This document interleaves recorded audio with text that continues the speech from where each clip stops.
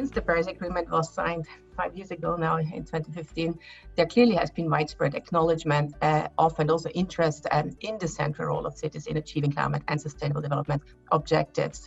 Again, we all know more than half of the world lives in urban areas, and cities consume 2/3 of the world's energy, accounting for the vast majority of the global CO2 emissions. So developing solutions to mitigate and adapt to climate change in cities and financing these solutions are certainly key to fostering a sustainable future. And again, they will require a multi-stakeholder approach. So with growing interest in the central role of cities, we have seen positive movement with larger and more active city networks, with new funds and funding mechanisms and more project preparation facilities, and with new ones being conceived every year.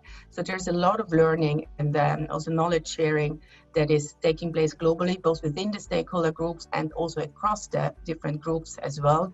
Another trend that we have seen is that there is really more interest in coming up with innovative financial instruments that can provide better access to cities and really can help scale green investments for cities.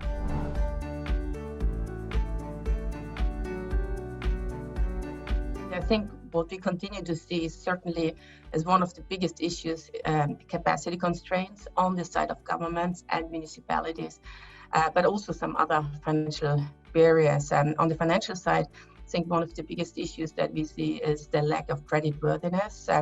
In fact, only a very small proportion of large emerging market cities are deemed creditworthy in international capital markets. All this leads to a real lack of investor-ready bankable projects. And that's an issue that's further compounded by the fact that the private sector often does not have the right instruments to respond to cities in terms of finance.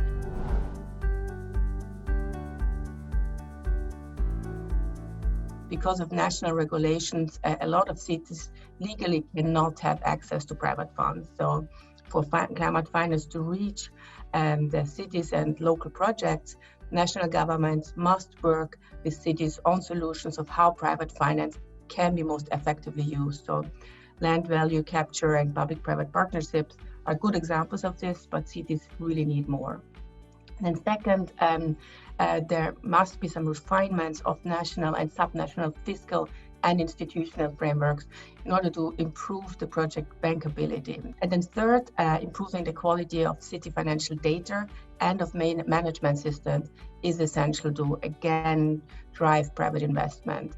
In order to make investment decisions and really make sure that investors are able to understand municipal accounts and balance sheets, they really need to have the confidence in the overall quality of the financial management system.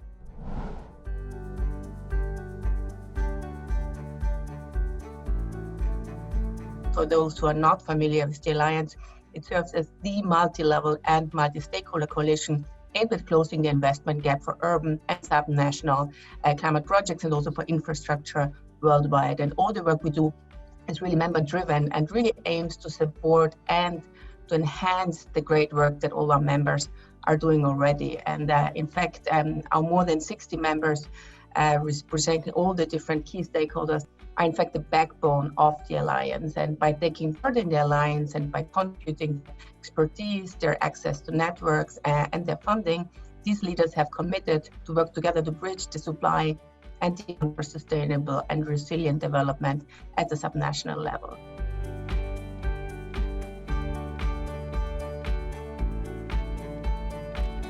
So with the support of our members in the Project Preparation Action Group, we recently launched the Green City Finance Directory, which is an online resource that's aimed to help subnational governments and stakeholders identify the various project preparation facilities that can support them in developing green and resilient infrastructure. And again, this is something to really help just navigate also this increasingly large ecosystem of potential solutions and really potential resources for cities.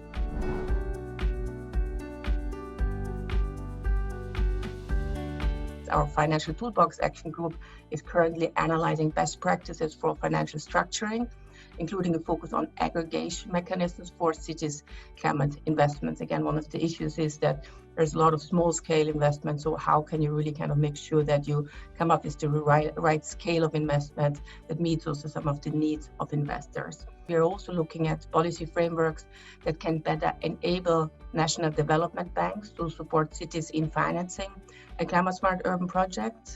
So we've just issued a policy brief that demonstrates that with more than $5 trillion in assets and several comparative advantages relative to other financiers, these national development banks are particularly well positioned to support the acceleration of climate-smart urban infrastructure investment. But maximizing their potential will require a few actions, including strengthening the enabling environments of urban institutions, as well as making some of the strategic adjustments at the institutional and financing level of these institutions.